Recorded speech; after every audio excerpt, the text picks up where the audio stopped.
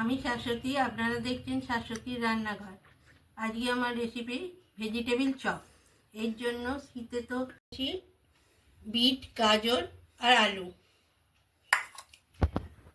এবার আমি এটাকে ভালো করে মেখে নিচ্ছি। এটাকে আমি সেদ্ধ করে পেস্ট করে নিয়েছি। এতে আমি আগে থেকে বাদাম ভেজে রেখেছি, সেই বাদামটাকে দিয়ে দিচ্ছি।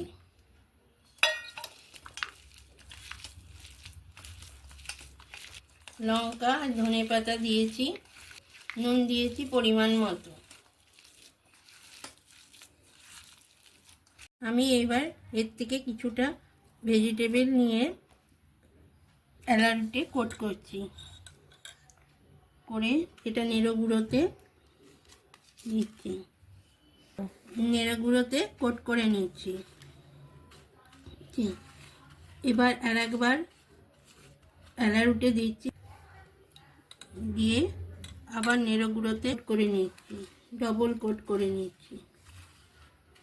আমি এগুলোকে শেপ দিয়ে ভেজিটেবিল চপ বানিয়ে নিয়েছি। এগুলোকে এবার আমি ভাজবো, তেলে এক এক করে ছেড়ে দিচ্ছি।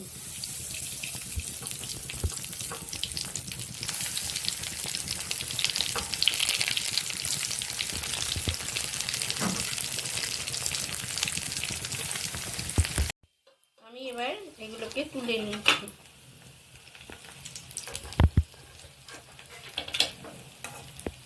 ভেজিটেবিল চপ তৈরি। আমার রেসিপি যদি আপনাদের ভালো লেগে থাকে, লাইক, শেয়ার এবং সাবস্ক্রাইব করতে ভুলবেন না যেন।